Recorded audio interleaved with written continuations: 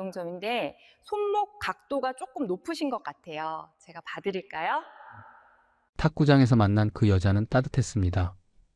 제 라켓을 잡아주고 무릎 보호대를 챙겨주고 비 오는 날엔 우산을 같이 써주던 사람이었지요. 세진 씨, 은행에만 넣어두면 이자도 안 나와요. 월 생활비만 나오는 안전한 방법이 있어요. 그녀의 말을 믿었어요.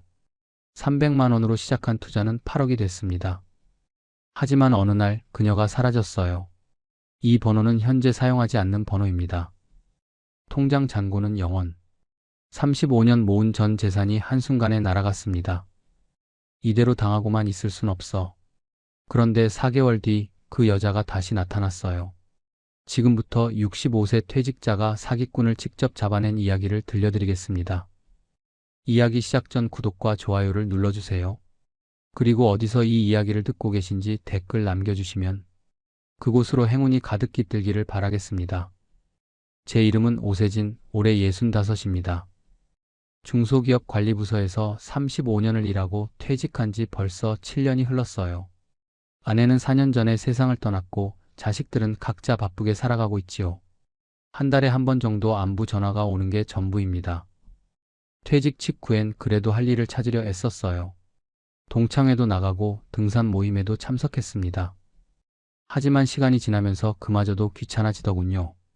사람을 만나면 이야기 주제는 늘 똑같았어요. 건강, 자식, 그리고 돈 이야기. 세진이 넌 연금 얼마나 나와? 요새 병원 다니는 데 있어? 손주는 봐? 처음엔 대답하다가 나중엔 그냥 웃고 넘기게 되더라고요. 솔직히 말하면 제 삶에 특별히 자랑할 만한 게 없었거든요. 아침에 일어나면 습관적으로 TV를 켭니다. 아침 뉴스를 보다가 점심때쯤 되면 휴대폰을 만지작거리지요. 유튜브를 보거나 의미 없는 기사를 클릭하곤 했어요. 점심은 대충 라면이나 김치찌개로 때우고 오후엔 다시 소파에 앉아 시간을 보냈습니다. 저녁 무렵이면 문득 허무함이 밀려왔어요. 이게 내 인생인가? 한때는 회사에서 인정받는 직원이었습니다. 후배들도 저를 따랐고 상사들도 믿고 일을 맡겼지요. 그런데 퇴직하고 나니 저는 그저 아무것도 아닌 사람이 되어버린 것 같았어요. 아내가 살아있을 땐 그래도 괜찮았습니다. 아내와 함께 시장도 가고 저녁 산책도 했거든요. 무엇보다 집에 제가 돌아가야 할 이유가 있었지요. 하지만 아내가 떠난 뒤로는 집이 그저 잠만 자는 공간이 되어버렸어요. 가끔 거울을 보면 낯선 사람이 서 있었습니다. 백발이 늘어나고 얼굴엔 주름이 깊어졌지요. 몸도 예전 같지 않았어요. 계단을 오르면 숨이 차고 무릎이 시큰거렸습니다. 나이 들면 다들 이렇게 사는 건가? 그런 생각을 하며 하루를 보냈어요. 주변 사람들과의 관계도 점점 끊어졌습니다. 전화가 오면 반가우면서도 부담스러웠어요. 만나서 뭘 하겠습니까? 밥 먹고 커피 마시고 또 똑같은 이야기를 반복하는 것뿐이지요. 어느 날 문득 달력을 봤습니다. 벌써 한 달이 지나 있더군요. 그런데 저는 그 한 달 동안 뭘 했는지 기억이 나지 않았어요. TV를 봤고 휴대폰을 만졌고 밥을 먹었을 뿐입니다. 그날 밤 잠이 오지 않았어요. 침대에 누워 천장을 바라보며 생각했습니다. 이대로 10년을 더 살면 나는 뭐가 남을까? 아무것도 남지 않을 것 같았어요. 그저 시간만 흘러가고 몸만 더 망가지고 외로움만 깊어질 것 같았지요. 다음날 아침 평소처럼 TV를 켰습니다. 건강 프로그램이 나오고 있었어요. 어느 의사가 말했습니다. 노년기에 가장 중요한 건 사회적 관계와 신체 활동입니다. 그 말이 묘하게 마음에 걸렸어요. 저는 두 가지 모두 하지 않고 있었거든요. 사람도 안 만나고 운동도 안 했습니다. 그날 오후 오랜만에 밖에 나갔어요. 동네를 천천히 걸었습니다. 공원에는 어르신들이 모여 있었지요. 어떤 분들은 게이트볼을 하고 어떤 분들은 벤치에 앉아 수다를 떨고 있었어요.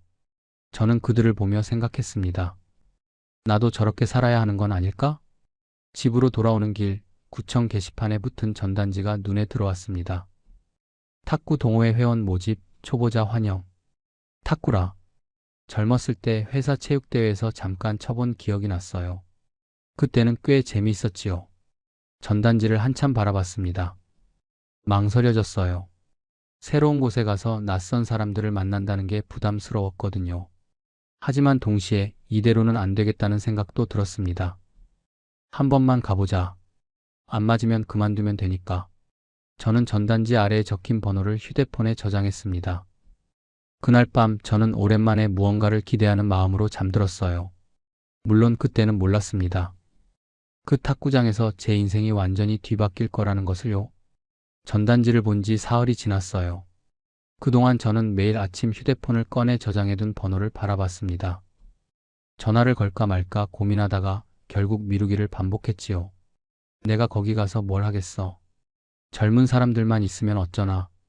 온갖 핑계가 머릿속을 맴돌았어요. 그러다 나흘째 되는 날 아침 거울 앞에 선 제 모습을 봤습니다. 머리는 헝클어져 있고 얼굴엔 생기라곤 찾아볼 수 없었지요. 문득 아내가 살아계셨다면 뭐라고 했을까 생각해 봤어요. 당신 그렇게 집에만 있으면 병 나요. 나가서 사람이라도 만나세요. 아내가 자주 하던 말이었습니다. 그 순간 더는 망설이고 싶지 않았어요. 저는 곧바로 전화를 걸었습니다. 여보세요. 탁구 동호회 회원 가입하고 싶은데요. 상대방은 친절한 목소리로 대답했습니다. 아, 네. 언제든 오세요. 매주 화, 목, 토요일 오전 10시에 구청 체육관 지하에서 모입니다. 다음 날이 마침 토요일이었어요. 저는 오랜만에 운동복을 꺼내 입고 집을 나섰습니다. 구청까지 걸어서 15분 거리였지요. 체육관에 도착하니 지하로 내려가는 계단이 보였어요. 계단을 내려가면서 탁구공 튕기는 소리와 사람들의 웃음소리가 들렸습니다. 묘하게 가슴이 두근거렸어요. 지하 탁구장 문을 열자 10개 정도의 탁구대가 보였습니다. 20명 남짓한 사람들이 탁구를 치고 있었지요. 대부분 제 또래였고 몇몇은 제보다 나이가 더 많아 보였어요. 입구에서 어정쩡하게 서 있는데 한 남자분이 다가왔습니다. 새로 오신 분이시죠? 어서 오세요. 그분은 이종배 씨였어요. 나중에 알고 보니 동호회에서 5년째 활동하는 고참이었습니다. 저 탁구를 거의 안 쳐봐서요. 초보인데 괜찮을까요? 종배 씨가 환하게 웃으며 말했습니다. 여기 계신 분들 처음엔 다 초보였어요. 걱정 마세요. 천천히 배우면 됩니다. 그분은 저를 사람들에게 소개시켜줬어요. 다들 반갑게 인사를 건넸습니다. 어색했지만 나쁘지 않았지요. 종배 씨가 라켓을 건네며 말했습니다. 일단 제가 기본 자세부터 알려드릴게요. 처음엔 공도 제대로 못 맞췄어요. 라켓을 휘둘러도 공은 엉뚱한 곳으로 날아갔습니다. 민망했지만 주변 사람들은 웃으면서 격려해줬지요. 괜찮아요. 처음엔 다 그래요. 저도 한 달은 허공만 쳤어요. 그 말들이 참 위로가 됐어요. 1시간 정도 연습하고 나니 땀이 흘렀습니다. 오랜만에 몸을 움직이니 숨이 찼지만 기분은 묘하게 상쾌했지요. 무릎이 좀 아프긴 했지만 견딜만 했어요. 쉬는 시간에 종배 씨가 보리차를 건네줬습니다. 어때요? 재미있어요? 생각보다 괜찮네요. 사람들도 다들 친절하시고요. 종배 씨가 고개를 끄덕였어요. 여기 오시는 분들 대부분 저처럼 퇴직하고 할 일 없어서 시작한 거예요. 근데 탁구 치다 보면 시간 가는 줄 모르거든요. 그 말이 공감됐습니다. 실제로 1시간이 금방 지나갔거든요. 그리고 여기서 사람들이랑 친해지면 탁구 끝나고 같이 밥도 먹고 그래요. 혼자 사시는 분들한테는 좋지요. 종배 씨의 말에 마음이 움직였어요.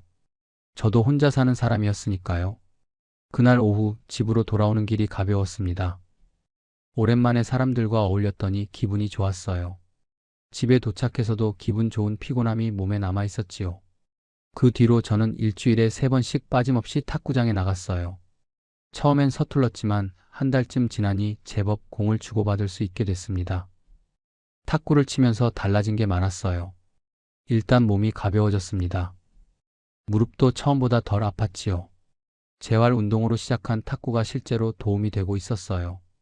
더 좋았던 건 사람들이었습니다. 탁구 치면서 자연스럽게 말을 나누게 됐지요. 어떤 분은 전직 교사였고 어떤 분은 사업을 하다 접고 쉬는 중이었어요. 저마다 사연이 있었습니다. 점심시간이 되면 근처 식당에서 함께 밥을 먹었어요. 국밥이나 냉면을 먹으며 소소한 이야기를 나눴습니다. 정치 얘기, 건강 얘기, 손주 얘기까지. 그냥 평범한 대화였지만 저한테는 소중했어요. 세진 씨 요새 표정이 많이 밝아졌어요. 종배 씨가 어느 날 그렇게 말했습니다. 그래요? 저도 모르게 그랬나 보네요. 실제로 저는 변하고 있었어요.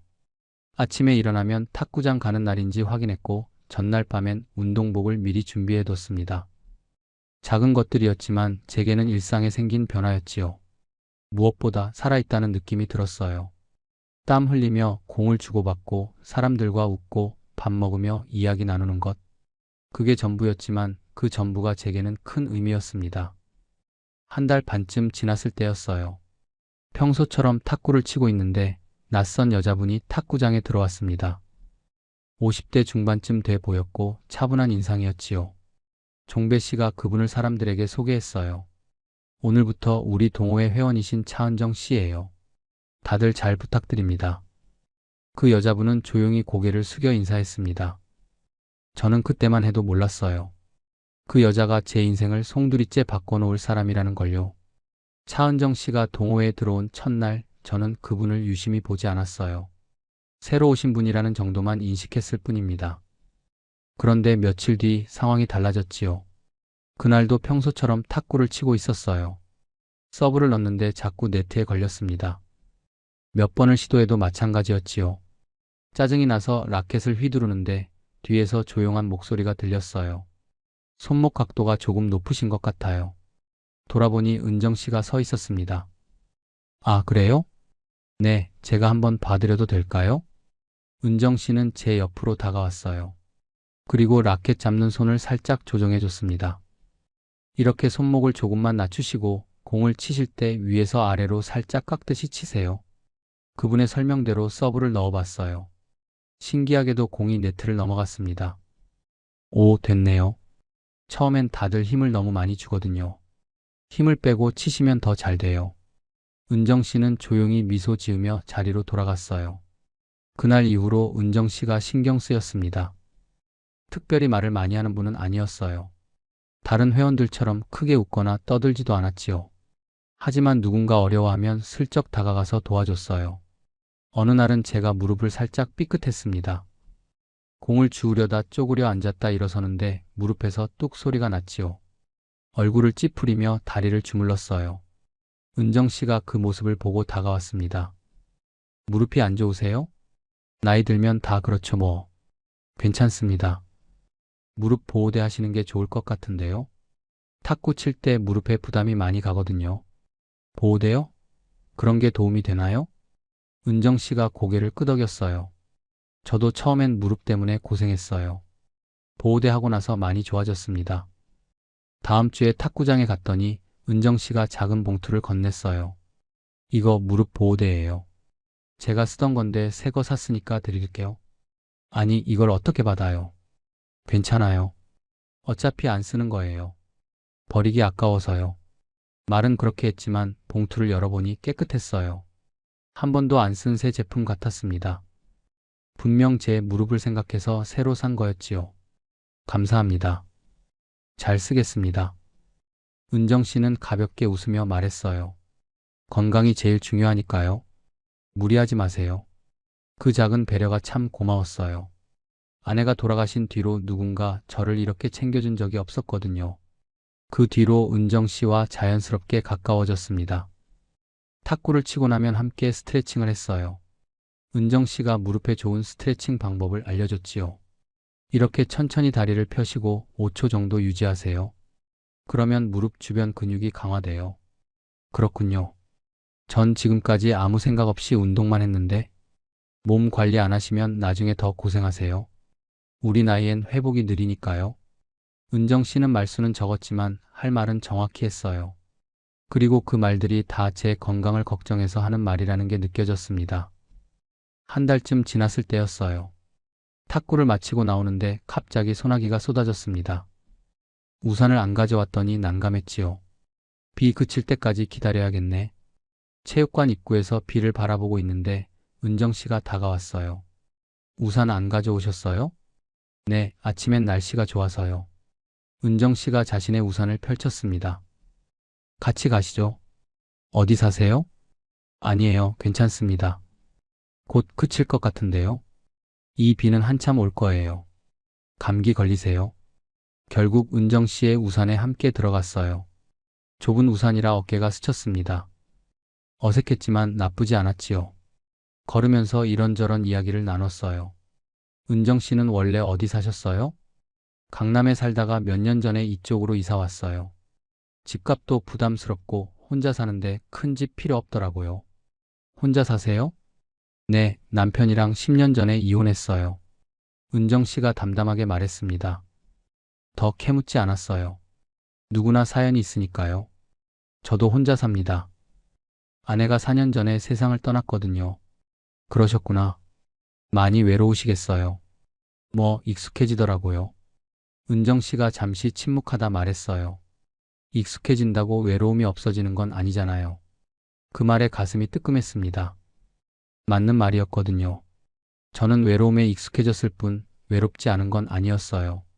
제 집 앞에 도착했을 때 은정 씨가 말했습니다. 다음 주에도 탁구장에서 뵐게요. 건강 챙기시고요. 네, 고맙습니다. 조심해서 들어가세요. 은정 씨가 우산을 들고 걸어가는 뒷모습을 바라봤어요. 참 따뜻한 사람이라는 생각이 들었습니다. 그날 밤 오랜만에 마음이 편안했어요. 누군가 저를 챙겨준다는 느낌, 그게 얼마나 그리웠는지 그제야 알았습니다. 탁구장은 이제 제게 단순히 운동하는 곳이 아니었어요. 사람들을 만나는 곳이었고, 특히 은정 씨라는 좋은 사람을 알게 된 곳이었지요.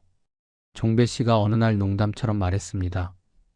세진 씨, 요새 은정 씨랑 친해 보이던데요? 그냥 좋은 분이더라고요. 저를 많이 챙겨주시고. 그러게요.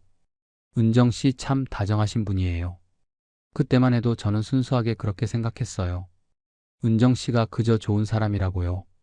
하지만 그건 제 착각이었습니다. 은정 씨의 친절엔 다른 목적이 있었지요. 저는 그걸 전혀 눈치채지 못했어요. 은정 씨와 친해진 지 2달쯤 지났을 때였어요. 탁구를 마치고 근처 카페에 들렀습니다. 다른 회원들은 집으로 돌아갔고 저와 은정 씨만 남았지요. 카페에 앉아 커피를 마시며 이런저런 이야기를 나눴어요. 날씨 얘기, 건강 얘기, 그런 평범한 대화였습니다. 그러다 은정 씨가 조심스럽게 물었어요. 세진 씨는 퇴직하시고 뭐하고 지내세요? 별로 하는 게 없죠. 탁구장 다니는 게 전부예요. 연금은 좀 나오세요? 돈 얘기가 나오니 조금 민망했지만 은정 씨는 이미 친한 사이였으니까 솔직하게 말했어요. 국민연금하고 퇴직연금 합쳐서 한 달에 200만 원 정도 나옵니다. 그 정도면 혼자 사시기엔 괜찮으시겠네요. 뭐 그럭저럭 살만하죠. 하지만 병원비 나가고 이것저것 쓰다 보면 남는 게 별로 없어요. 은정 씨가 고개를 끄덕였습니다. 요새는 다들 그래요. 연금만으론 부족하니까 다들 걱정이지요. 은정 씨는 어떻게 지내세요? 저요? 저는 예전에 보험사에서 재무 상담을 했어요. 지금은 은퇴했지만 가끔 지인들 자산 관리 도와주는 정도예요. 아, 그러셨군요. 그럼 돈 관리에 대해 잘 아시겠네요. 은정 씨가 부드럽게 웃었어요. 일을 오래 하다 보니 조금은 알죠. 요새 퇴직자들이 제일 힘들어하는 게 노후 자금이거든요. 맞아요. 저도 솔직히 걱정이에요. 지금 갖고 있는 돈으로 앞으로 20년, 30년을 살 수 있을까 싶더라고요. 제 말에 은정 씨가 진지한 표정으로 물었습니다. 혹시 여유 자금은 좀 있으세요? 전세 보증금이랑 예금 합쳐서 한 8억 정도 있어요. 아내가 돌아가시고 집을 정리하면서 모은 돈이죠. 8억이면 적지 않은데요. 그걸 그냥 은행에 넣어두세요? 네, 예금이요. 이자가 얼마 안 되긴 하지만 안전하니까요. 은정 씨가 잠시 생각하더니 말했어요. 세진 씨, 요새 은행 이자로는 물가 상승률도 못 따라가요. 돈이 그냥 묶여 있는 거나 마찬가지예요. 그래도 투자는 무섭잖아요. 주식 같은 건 잘못하면 다 날릴 수도 있고요. 물론이죠. 저도 주식은 권하지 않아요. 우리 나이에 위험한 투자는 하면 안 되죠. 은정 씨는 차분하게 말을 이어갔어요. 하지만 안전하면서도 수익이 나는 방법도 있어요. 큰 욕심 내지 말고 월 생활비만 나오는 구조로 만드는 거예요. 그런 게 있어요? 있죠. 제가 아는 분 중에 비슷한 방법으로 안정적인 수익을 내시는 분들이 계세요. 은정 씨의 말이 솔깃했어요. 저도 돈이 그냥 묶여 있는 게 아깝다는 생각을 한 적이 있었거든요. 어떤 방식인데요? 해외 의료기기 렌탈 사업이에요. 병원에 의료 장비를 빌려주고 매달 임대료를 받는 구조예요. 의료기기요? 네, MRI나 초음파 같은 고가 장비를 병원에서 구매하면 부담이 크잖아요. 그래서 렌탈로 쓰는 곳이 많아요. 투자자들은 그 장비를 구매해서 병원에 빌려주고 매달 안정적인 수익을 받는 거죠. 은정 씨의 설명은 논리적이었어요. 이해하기 쉽게 차근차근 설명해줬지요. 수익률은 어느 정도 되는데요? 월 6% 정도예요. 예를 들어 1억을 투자하면 한 달에 60만 원 정도 들어와요. 월 6%면 1년이면 72%네요? 그게 가능해요? 은정 씨가 고개를 저었어요. 아니에요. 연 6%예요. 월로 나누면 0.5% 정도 되는 거죠. 1억 투자하면 한 달에 50만 원 정도요. 아, 제가 잘못 이해했네요. 그래도 은행 금리보다는 훨씬 높죠. 게다가 의료기기는 수요가 꾸준하니까 안정적이에요. 저는 마음이 흔들렸어요. 8억이 있으면 한 달에 400만 원이 들어온다는 계산이었습니다. 연금이랑 합치면 한 달에 600만 원이 넘었지요. 근데 그런 좋은 게 왜 널리 알려지지 않았어요? 소수만 참여할 수 있어요. 병원이랑 직접 계약하는 구조라 투자자를 많이 받지 않거든요. 그리고 투자 기간도 최소 1년 이상이에요. 그렇군요. 은정 씨가 제 표정을 살피며 말했어요. 물론 저한테 투자하라는 게 아니에요. 그냥 이런 방법도 있다는 걸 말씀드린 거예요. 세진 씨처럼 여유 자금이 있으신 분들이 알면 도움이 될까 싶어서요. 고맙습니다. 좋은 정보네요.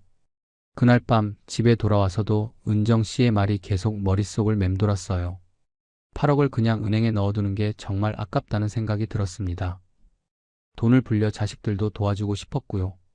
며칠 뒤 다시 탁구장에서 은정 씨를 만났어요. 운동을 마치고 나서 제가 먼저 물었습니다. 저번에 말씀하신 그 의료기기 투자 말이에요. 혹시 제가 해볼 수 있을까요? 은정 씨가 잠시 망설이더니 말했어요. 지금 투자자 모집 중인 건 있는데 최소 금액이 좀 돼요. 얼마인데요? 300만 원이에요. 테스트 삼아 소액으로 해보시는 분들도 있거든요. 300만 원이라 부담스러운 금액은 아니었어요. 그 정도면 해볼 만한데요? 한번 해보고 싶습니다. 은정 씨가 조심스럽게 물었어요. 정말 괜찮으세요? 무리하시는 건 아니고요? 괜찮아요. 300만 원 정도는 잃어도 큰 문제 없으니까요. 알겠어요.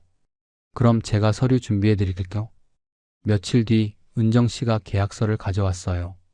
간단한 투자 계약서였습니다. 내용을 읽어봤는데 어려운 용어는 없었어요. 여기 서명하시고 이 계좌로 입금하시면 돼요. 저는 계약서에 서명하고 300만 원을 송금했습니다. 한 달 뒤에 이자랑 함께 입금될 거예요. 알겠습니다. 믿어볼게요. 은정 씨가 환하게 웃으며 말했어요. 세진 씨는 욕심이 없으셔서 더 믿음이 가요. 주변에 큰돈 벌겠다고 덤비는 사람들도 많거든요. 그 말이 저를 안심시켰어요. 저는 욕심 부리지 않고 조심스럽게 시작했으니까요. 한 달 뒤 정말로 제 통장에 318만 원이 입금됐습니다. 원금 300만 원에 이자 18만 원이 더해진 금액이었지요. 그 순간 확신이 들었어요. 이번엔 다르다. 통장에 찍힌 318만 원을 보는 순간 가슴이 뛰었어요. 정말로 이자가 들어온 거였습니다. 바로 은정 씨에게 전화를 걸었어요. 은정 씨, 돈 들어왔어요. 아, 확인하셨어요? 다행이네요. 은정 씨의 목소리는 여전히 차분했습니다. 제가 흥분한 것과는 대조적이었지요. 정말 신기해요. 한 달 만에 18만 원이 생기다니. 그렇죠? 은행 예금으로는 1년 넣어도 그만큼 안 나오잖아요. 맞는 말이었어요. 8억을 은행에 넣어도 연 3% 이자면 1년에 2,400만 원, 한 달이면 200만 원 정도였습니다. 그런데 이 투자는 300만 원으로 한 달 만에 18만 원을 벌었어요. 다음 날 탁구장에서 은정 씨를 만났습니다. 운동을 마치고 카페에 앉았지요. 은정 씨, 저 이번엔 좀 더 투자하고 싶은데요. 얼마 정도 생각하세요? 3천만 원 정도요. 그럼 한 달에 180만 원이 들어오잖아요. 은정 씨가 잠시 생각하더니 말했어요. 세진 씨, 급하게 결정하지 마세요. 천천히 생각해 보시고요. 아니에요. 이미 결정했어요. 300만 원으로 테스트해봤고 실제로 돈도 받았잖아요. 그래도 3천만 원은 적은 돈이 아니에요.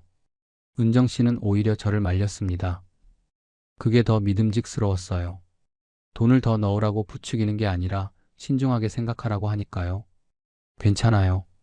8억 중에 3천만 원이면 큰 부담 아니에요. 그리고 은정 씨를 믿으니까요. 은정 씨가 부드럽게 웃었습니다. 제 말만 믿지 마시고 계약서 꼼꼼히 읽어보세요. 투자는 본인 책임이니까요. 알겠습니다. 일주일 뒤 저는 3천만 원을 송금했어요. 계약서를 다시 읽어봤지만 별다른 문제는 없어 보였습니다. 한 달 뒤 통장에 3,180만 원이 입금됐습니다. 원금의 이자 180만 원이 더해진 금액이었지요. 이번에도 정확했어요. 저는 점점 확신이 생겼습니다. 이건 사기가 아니에요. 실제로 작동하는 투자였지요. 그 뒤로 2달 동안 매달 180만 원씩 정확하게 입금됐어요. 한 번도 늦거나 빠진 적이 없었습니다. 3달째 되던 날 저는 은정 씨에게 다시 연락했어요. 은정 씨, 이번엔 1억 투자하고 싶어요. 1억이요? 세진 씨, 너무 큰 금액 아닌가요? 아니에요. 이미 3달 동안 확인했잖아요. 한 번도 문제 없었고요. 은정 씨가 걱정스러운 표정으로 말했어요. 그래도 전세진 씨가 무리하시는 게 싫어요. 나중에 후회하시면 어떡해요? 후회 안 해요. 지금 은행에 돈 넣어두는 게 더 아까워요. 결국 은정 씨가 고개를 끄덕였습니다. 알겠어요. 그럼 계약서 새로 준비해 드릴게요. 1억을 투자하고 한 달 뒤 통장에 1억 600만 원이 입금됐어요. 한 달 만에 600만 원을 번 거였습니다. 연금 200만 원에 투자 수익 600만 원, 한 달에 800만 원이 생긴 거예요. 퇴직 후 처음으로 이렇게 여유로운 생활을 하게 됐습니다. 종배 씨가 어느 날 물었어요. 세진 씨, 요새 표정이 좋아 보이는데 무슨 좋은 일 있어요? 그냥 건강해서 그래요. 사실대로 말할 수는 없었어요. 투자 이야기를 꺼내면 다들 위험하다고 말릴 게 뻔했으니까요. 그런데 솔직히 말하면 돈 때문만은 아니었어요. 은정 씨와 가까워진 것도 큰 이유였습니다. 요즘 저는 탁구장 가는 날이 기다려졌어요. 탁구를 치는 것도 좋았지만 은정 씨와 이야기 나누는 시간이 더 좋았지요. 아내가 돌아간 뒤로 4년 동안 저는 여자와 제대로 된 대화를 나눠본 적이 없었어요. 그런데 은정 씨는 달랐습니다. 제 말을 귀 기울여 들어줬고 진심으로 저를 걱정해 주는 것 같았지요. 가끔 탁구를 마치고 함께 저녁을 먹기도 했어요. 간단하게 칼국수나 찌개를 먹으면서 이런저런 이야기를 나눴습니다. 어느 날 저녁 은정 씨가 말했어요. 세진 씨는 참 성실하세요. 그래요? 네, 탁구장도 빠지지 않고 오시고 약속도 잘 지키시고 요새 그런 분 드물어요. 그 말이 참 기분 좋았어요. 누군가 저를 칭찬해 준 게 얼마만인지 모르겠더라고요. 은정 씨도 정말 좋은 분이에요. 저를 많이 챙겨주시고 저야 당연한 걸 한 것뿐이에요. 그날 밤 집에 돌아와서도 은정 씨 생각이 났어요. 혹시 이게 남자로서의 감정인가 싶기도 했습니다. 하지만 제 나이가 65인데 연애 같은 걸 바란다는 게 우스웠지요. 그래도 은정 씨와의 관계가 소중했어요. 친구로서든 아니면 그 이상이든 말이죠. 어느 날 탁구를 마치고 은정 씨와 단둘이 차를 마셨어요. 세진 씨, 요새 제가 관리하는 투자자분들이 다들 만족해 하세요. 그러시겠죠. 저도 정말 만족하고 있어요. 은정 씨가 잠시 망설이다 말했습니다. 사실 다음 달부터 VIP 투자자 모집이 있어요. VIP요? 네, 좀 더 높은 수익률을 제공하는 프로그램이에요. 월 0.7%예요. 제 눈이 커졌어요. 0.7%면 1억에 70만 원이네요? 네, 하지만 최소 투자 금액이 3억이에요. 그리고 분기별로만 모집해요. 사실 이번 분기에는 이미 정원이 거의 찼어요. 3억이라 적지 않은 금액이었어요. 하지만 지금까지 경험으로 봐서는 충분히 믿을 만했습니다. 저도 할 수 있을까요? 은정 씨가 조심스럽게 말했어요. 세진 씨라면 추천해 드릴 수 있어요. 제가 본사에 말씀드리면 자리 하나 확보할 수 있을 것 같아요. 그 말에 묘한 기분이 들었어요. 은정 씨가 저를 위해 특별히 신경 써준다는 게 고마웠습니다. 생각 좀 해볼게요. 천천히 생각하세요. 급할 거 없어요. 그날 밤 집에서 계산을 해봤어요. 3억을 투자하면 한 달에 210만 원이 들어옵니다. 연금 200만 원까지 합치면 한 달에 410만 원이에요. 남은 5억은 예금으로 두면 됐어요. 혹시 모를 상황에 대비하는 거지요. 하지만 솔직히 말하면 계산보다 더 중요한 게 있었어요. 은정 씨였습니다. VIP 투자자가 되면 은정 씨와 더 가까워질 수 있을 것 같았어요. 그녀가 관리하는 특별한 투자자가 되는 거니까요. 그러면 더 자주 연락하게 될 거고 더 많은 시간을 함께 보낼 수 있을 거라 생각했습니다. 혹시 은정 씨도 저를 좋게 봐주지 않을까요? 제가 VIP 투자자가 되면 그녀 입장에서도 저를 더 신뢰하게 될 거고요. 일주일을 고민하다가 결정했습니다. 다음 탁구장 가는 날 은정 씨에게 말했어요. 은정 씨 하겠습니다. VIP 투자요. 정말요? 무리하시는 건 아니고요? 괜찮아요. 5억은 그대로 두고 3억만 투자할게요. 그리고 저는 잠시 망설였어요. 그리고 은정 씨가 추천해 주신다고 하셨잖아요. 그게 정말 고마워서요. 은정 씨가 부드럽게 웃었습니다. 세진 씨는 제가 믿을 수 있는 분이니까요. 당연히 추천해 드려야죠. 그 미소를 보는 순간 제 결정이 옳았다는 확신이 들었어요. 은정 씨가 진지하게 말했어요. 세진 씨, 제가 한 가지만 말씀드릴게요. 투자는 항상 여유 자금으로 하세요. 당장 필요한 돈은 절대 넣으면 안 돼요. 알고 있어요. 걱정 마세요. 계약서를 작성하고 3억을 송금했습니다. 이제 총 4억을 투자한 셈이었지요. 한 달 뒤 통장에 4억 2,800만 원이 입금됐어요. 1억에서 600만 원, 3억에서 2,100만 원, 총 2,700만 원의 수익이었습니다. 그 순간 저는 완전히 확신했어요. 이건 진짜야. 은정 씨는 좋은 사람이었고 이 투자는 안전했습니다. 지금까지 5달 동안 한 번도 문제가 없었으니까요. 그리고 무엇보다 은정 씨와의 관계가 더 가까워진 것 같았어요. VIP 투자자가 되고 나서 그녀가 더 자주 연락을 했고 탁구 끝나고 함께 시간을 보내는 일도 많아졌습니다. 어느 날 저녁 은정 씨가 말했어요. 세진 씨, VIP 투자자분들 모임이 있는데 같이 가실래요? 다들 좋은 분들이세요. 저도 가도 될까요? 당연하죠. 세진 씨도 이제 VIP 회원이시잖아요. 그 말이 자랑스러웠어요. 제가 특별한 사람이 된 것 같았습니다. 하지만 저는 몰랐어요. 사기꾼들은 바로 이 순간을 기다린다는 걸요. 신뢰를 쌓고 작은 수익을 주고 감정까지 이용해서 큰 돈을 노린다는 사실을 말이죠. 제 착각은 이제 막 시작된 거였습니다. VIP 투자자가 되고 2달이 지났어요.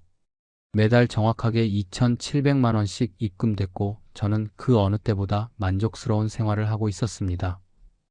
은정 씨와의 관계도 좋았어요. 일주일에 3번 탁구장에서 만났고 가끔은 주말에 함께 영화를 보러 가기도 했습니다. 물론 그냥 친구 사이였지만 저한테는 그것만으로도 충분히 행복했어요. 어느 날 저녁 은정 씨한테서 전화가 왔습니다.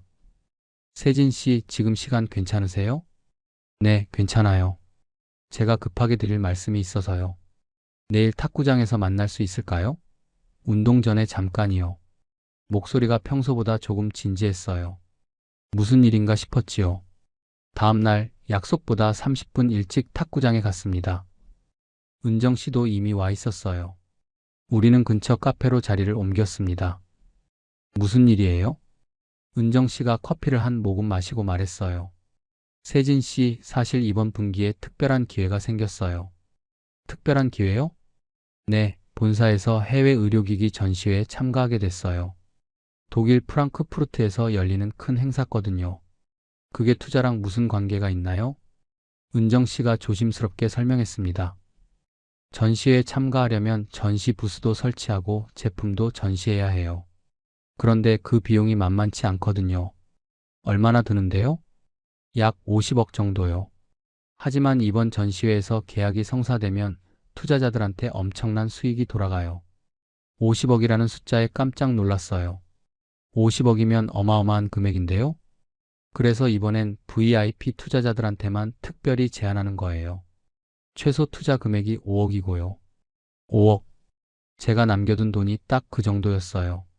수익률은 어느 정도인데요? 이번 건은 단기예요. 3개월 안에 15% 수익을 보장해요. 5억 투자하시면 3개월 뒤에 5억 7,500만 원을 받으시는 거죠. 계산해보니 7,500만 원이었어요. 3개월 만에요. 근데 왜 하필 저한테 이 얘기를 하시는 거예요?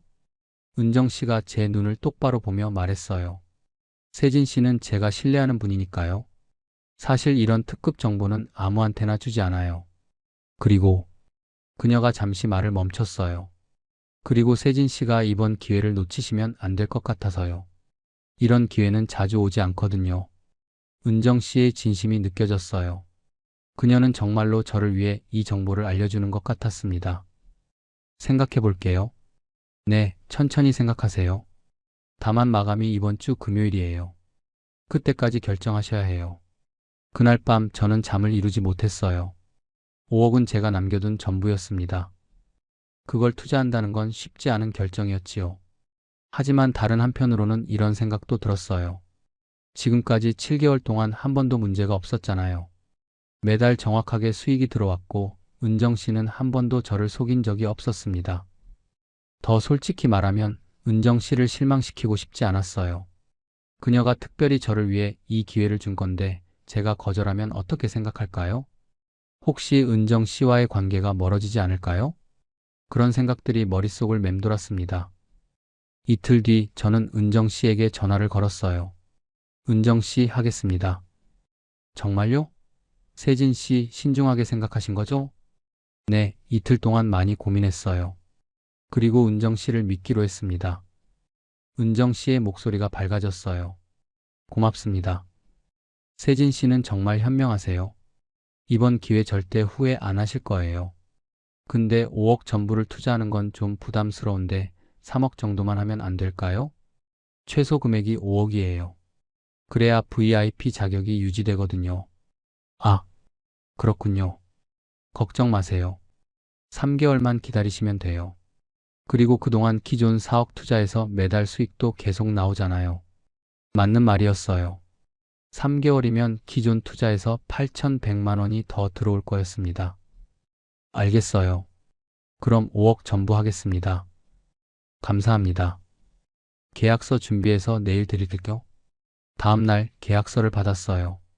이번에는 조금 두꺼웠습니다. 해외 전시회 관련 내용이 포함되어 있었거든요. 은정 씨가 설명해 줬어요. 여기 보시면 프랑크푸르트 전시회 일정이 나와 있어요. 다음 달 15일부터 3일간 진행되고요. 전시회 사진 같은 것도 받아볼 수 있나요? 물론이죠. 제가 직접 가서 사진 찍어서 보내드릴게요. 은정 씨도 가세요? 네, 본사 직원들이랑 같이 가요. 투자자분들께 보고 드려야 하니까요. 계약서에 서명하고 5억을 송금했습니다. 기존 4억 투자금까지 합치면 제 전 재산 9억 중에 8억이 묶인 셈이었습니다. 손이 떨렸어요. 하지만 은정 씨의 미소를 보니까 안심이 됐습니다. 세진 씨 현명한 선택하셨어요. 3개월 뒤에 웃으실 거예요. 일주일 뒤 은정 씨한테서 문자가 왔어요. 내일 독일로 출발합니다. 전시회 잘 다녀올게요. 그리고 사진이 한 장 왔습니다. 인천공항에서 찍은 사진이었어요. 은정 씨가 캐리어를 끌고 웃고 있었지요.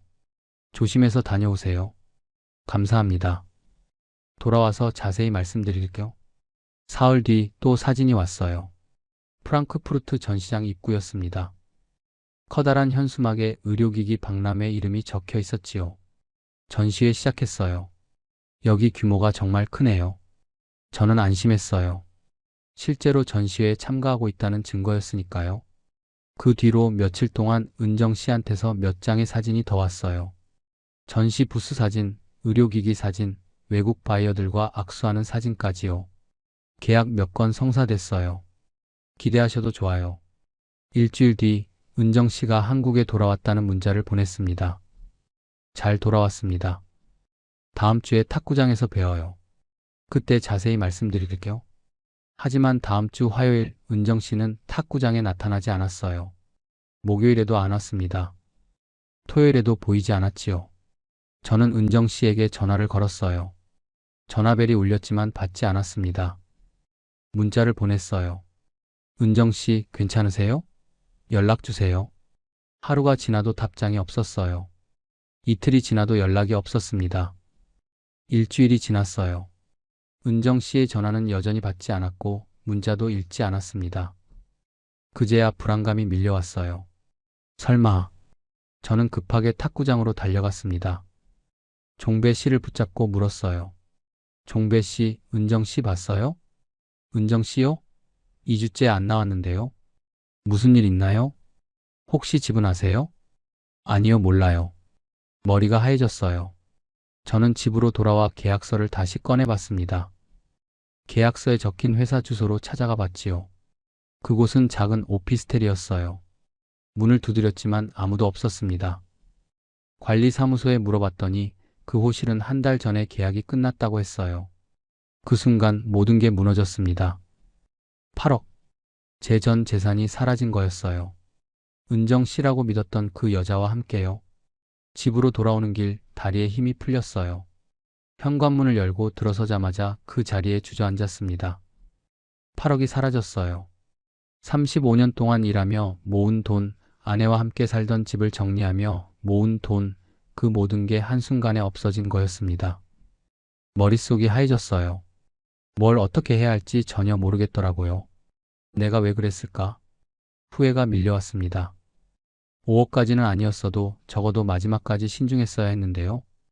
은정 씨를 너무 믿었어요. 아니, 믿고 싶었던 거였습니다. 그날 밤은 한숨도 못 잤어요. 천장을 바라보며 계속 생각했습니다. 경찰에 신고해야 하나? 하지만 부끄러웠어요. 65살 먹은 사람이 사기를 당했다는 게 창피했습니다. 며칠을 그렇게 보냈어요.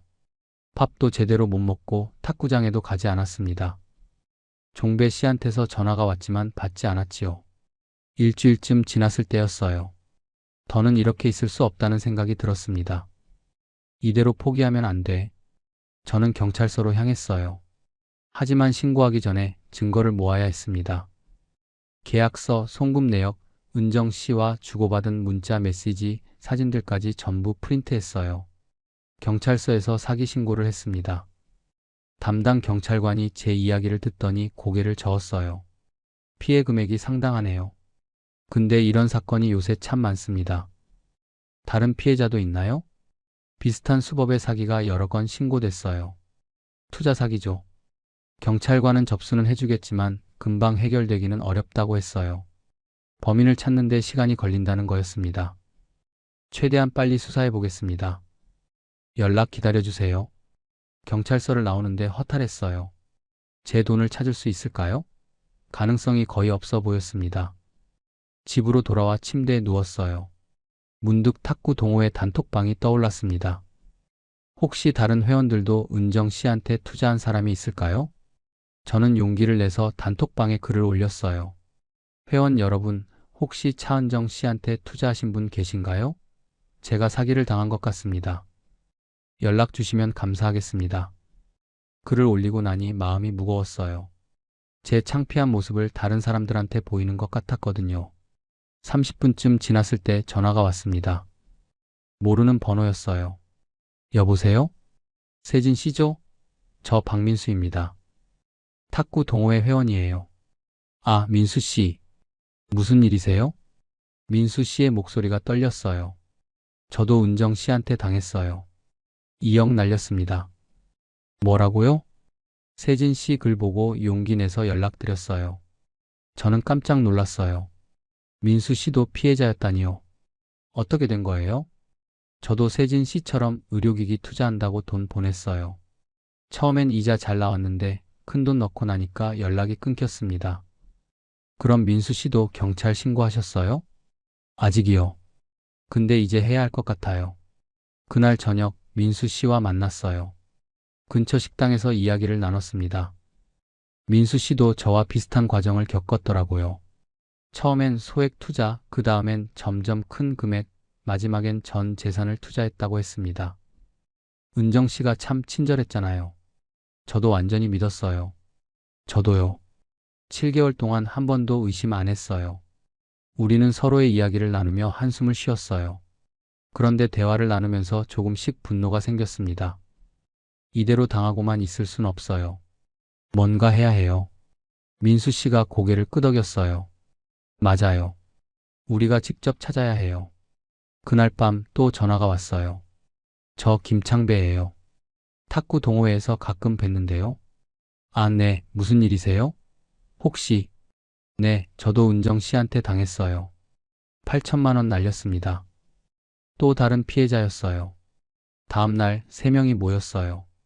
그리고 이야기를 나누다 보니 단톡방에 또 다른 메시지가 올라왔습니다. 결국 나흘 동안 4명의 피해자가 더 나타났어요.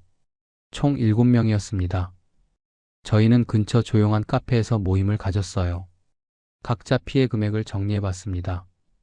저 8억, 박민수 씨 2억, 김창배 씨 8천, 최수남 씨 1억 2천, 이경자 씨 3천, 정태수 씨 1억 5천, 윤미선 씨 5천, 총 피해액은 14억 3천만 원이었습니다. 그 중에서도 제 피해가 가장 컸어요. 제가 제일 만만해 보였던 거겠죠. 이렇게 많은 사람을 속였다니. 누군가 중얼거렸습니다. 모두 침통한 표정이었지요. 경찰은 뭐래요? 접수는 했는데 빨리 진행되지 않을 거래요. 그럼 우리가 직접 찾아야 하는 거 아니에요? 경자 씨가 말했어요. 은정 씨 흔적을 찾아봅시다. 뭔가 단서가 있을 거예요. 저희는 각자 갖고 있는 정보를 모았습니다. 계약서, 문자 메시지, 사진, 계좌번호까지요. 민수 씨가 말했어요. 은정 씨가 보낸 사진들 있잖아요. 프랑크푸르트 전시회 사진 말이에요. 네, 저도 받았어요. 그 사진을 자세히 분석해보면 어떨까요? 혹시 조작된 건지 아닌지요. 태수 씨가 컴퓨터를 잘 다뤘어요. 그분이 사진들을 모아서 분석해봤습니다. 이거 봐요. 이 전시회 사진, 인터넷에 있는 작년 사진이에요. 뭐라고요? 구글 이미지 검색해보니까 똑같은 사진이 나와요. 은정 씨가 직접 찍은 게 아니라 인터넷에서 다운받은 거예요. 우리는 경악했어요. 전시회 참가도 거짓말이었던 거였습니다. 공항 사진은요? 그것도 확인해 봐야 해요. 우리는 은정 씨가 보낸 모든 사진을 분석했어요. 그리고 대부분이 인터넷에서 가져온 사진이라는 걸 알아냈습니다. 완전히 사기꾼이네요. 영희 씨가 울먹였어요. 저도 화가 났습니다. 하지만 동시에 각오가 섰어요. 이대로 끝내면 안 돼요. 우리가 당하면 또 다른 사람들도 당합니다. 맞아요. 은정 씨를 반드시 찾아야 해요. 우리는 피해자 모임을 정식으로 만들기로 했어요. 매주 모여서 정보를 공유하고 은정 씨의 흔적을 찾기로 했습니다. 민수 씨가 말했어요. 은정 씨 온라인 흔적을 찾아봅시다. SNS, 커뮤니티, 뭐든 있을 거예요. 좋아요. 그리고 혹시 은정 씨가 다른 탁구장에도 나타났을 가능성도 있어요. 경자 씨가 덧붙였어요. 근처 탁구장들 다 돌아다니면서 물어봅시다. 우리는 역할을 나눴어요. 누구는 온라인 검색, 누구는 탁구장 수소문, 누구는 경찰과 연락을 담당하기로 했습니다. 그날 밤 집으로 돌아오는 길에 생각했어요. 이제 시작이야. 분노와 결심이 뒤섞여 있었습니다. 저는 더 이상 혼자가 아니었어요. 같은 피해를 당한 사람들이 있었고 우리는 함께 싸우기로 했습니다. 은정 씨, 아니 그 사기꾼은 우리를 우습게 봤을 거예요. 나이 든 사람들이 뭘 할 수 있겠냐고 생각했겠지요. 하지만 틀렸어요. 우리는 반드시 그녀를 찾아낼 거였습니다. 피해자 모임을 만들고 일주일이 지났어요. 우리는 매일 저녁 카페에 모여 은정 씨의 흔적을 추적했습니다. 태수 씨가 온라인 검색을 맡았어요. 차은정이라는 이름으로 SNS, 커뮤니티, 부동산 거래 내역까지 샅샅이 뒤졌습니다. 하지만 아무것도 나오지 않았지요. 차은정은 가짜 이름일 가능성이 높아요. 민수 씨와 저는 근처 탁구장들을 돌아다녔어요. 은정 씨 사진을 보여주며 이 사람을 본 적 있냐고 물어봤습니다. 하지만 단순히 물어보기만 하면 안 될 것 같았어요. 혹시 은정 씨가 다른 탁구장에 나타날 수도 있으니까요. 관장님, 혹시 이 여자가 나타나면 제 연락처로 전화 좀 주실 수 있을까요? 저는 명함을 만들어서 탁구장마다 돌려뒀어요. 제 이름과 전화번호를 적어서요.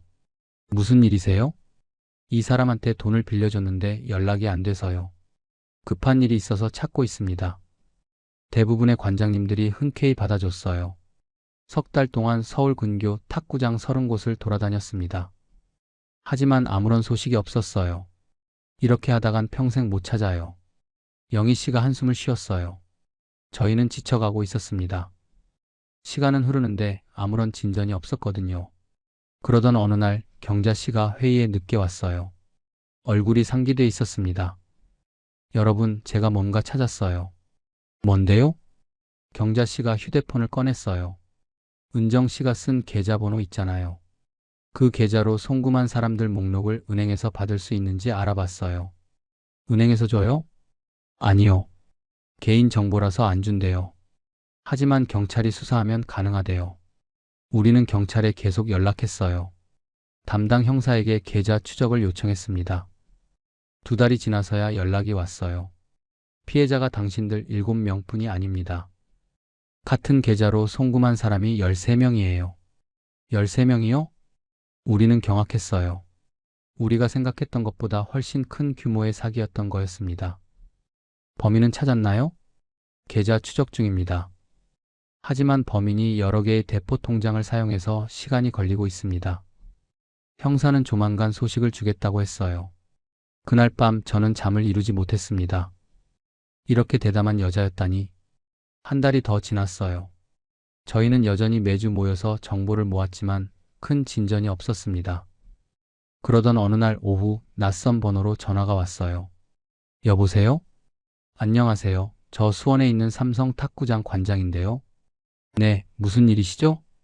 몇 달 전에 명함 주고 가신 분 맞으시죠? 사진 속 여자분 찾으신다고요. 제 심장이 쿵쾅거렸어요. 네, 맞습니다. 그 사람 봤어요? 네, 어제부터 저희 탁구장에 나오고 있어요. 오늘도 오후 2시쯤 왔더라고요. 정말요? 네, 근데 이름이 다르더라고요. 본인은 정미라고 소개했어요. 또 다른 가짜 이름이었어요. 지금도 거기 있나요? 아니요, 1시간 전에 나갔어요. 근데 회원 가입했으니까 아마 계속 나올 것 같아요. 감사합니다. 정말 감사합니다.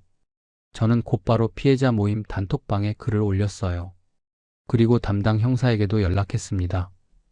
다음 날 우리는 수원 삼성 탁구장 근처에 모였어요. 형사 3명도 함께였습니다. 관장님이 말했어요. 보통 오후 2시에서 3시 사이에 와요. 곧 올 겁니다. 우리는 탁구장 밖에서 대기했어요. 저와 민수 씨는 차 안에 있었고 다른 피해자들과 형사들은 근처 카페에 있었습니다. 오후 2시 10분쯤 한 여자가 탁구장 쪽으로 걸어왔어요. 은정 씨였습니다. 운동복을 입고 탁구 가방을 메고 있었지요. 머리를 짧게 자르고 염색을 했지만 분명히 그 여자였어요. 저 여자예요.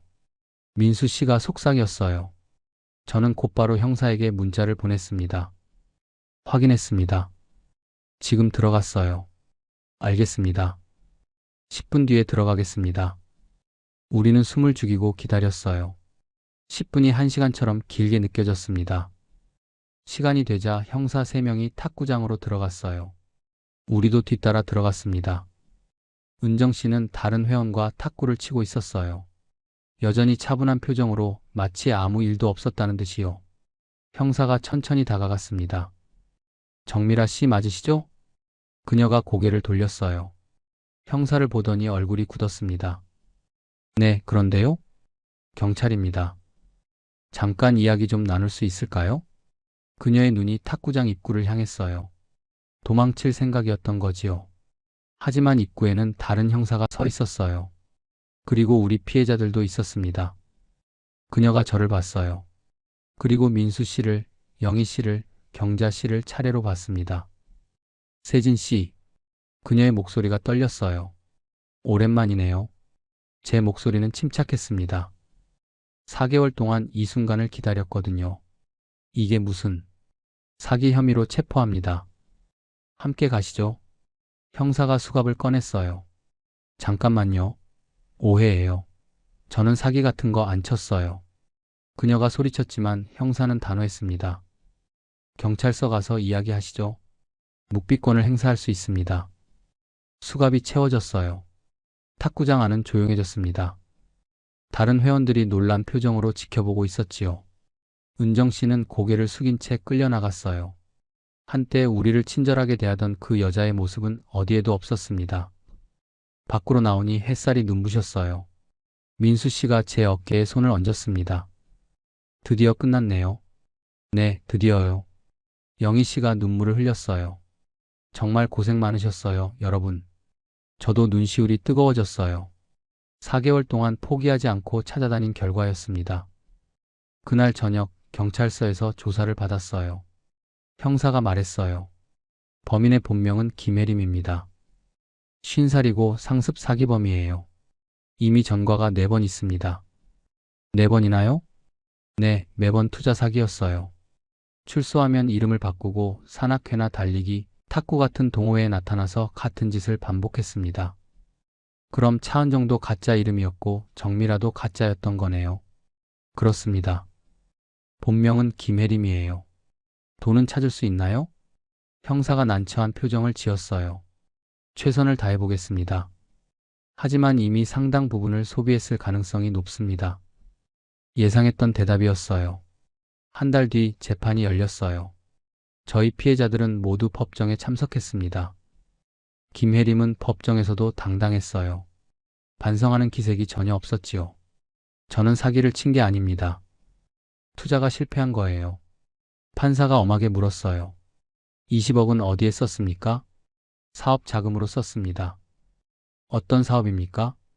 그녀는 대답하지 못했어요. 결국 징역 8년이 선고됐습니다. 그리고 피해자들에게 배상하라는 명령도 내려졌지요. 하지만 그녀한테 남은 돈은 5억뿐이었어요. 저희는 그 5억을 피해액 비율대로 나눠받았어요. 저는 2억 8천만 원을 받았습니다. 재판이 끝나고 피해자들과 마지막 모임을 가졌어요. 그래도 범인을 잡았잖아요. 그것만으로도 의미 있어요. 경자 씨가 말했어요. 맞아요. 우리가 포기했으면 더 많은 사람들이 당했을 거예요. 수원 탁구장에서도 또 피해자가 나왔을 테니까요. 민수 씨가 고개를 끄덕였습니다. 저는 창밖을 바라봤어요. 해가 지고 있었습니다. 5억 이상을 잃었어요. 하지만 얻은 것도 있었습니다. 같은 아픔을 나눈 사람들, 포기하지 않고 끝까지 싸운 경험, 그리고 다시는 이런 일을 당하지 않겠다는 각오요. 집으로 돌아오는 길 연금 통장을 확인했어요. 200만 원이 입금돼 있었습니다. 이제 다시 시작이야. 비록 많은 걸 잃었지만 저는 살아 있었어요. 그리고 제 경험을 다른 사람들에게 알릴 수 있었습니다. 다음 날 저는 다시 탁구장에 갔어요. 종배 씨가 반갑게 맞아줬습니다. 세진 씨 오랜만이에요. 얘기 들었어요. 정말 고생 많으셨어요. 네, 힘들었지만 끝냈습니다. 라켓을 잡았어요. 공을 치는 순간 묵직한 소리가 났습니다. 살아있다는 느낌이었어요. 처음 사기를 당했을 때 저는 세상이 무너지는 줄 알았어요. 부끄러워서 아무한테도 말하지 못했고 혼자서 모든 걸 감당하려 했지요. 그런데 용기 내서 피해자 모임을 만들고 함께 싸우면서 깨달았습니다. 혼자서는 약하지만 함께하면 강하다. 민수 씨, 창배 씨, 영희 씨, 그리고 다른 피해자들. 우리는 사기꾼한테 속은 바보들이었어요. 하지만 포기하지 않았습니다.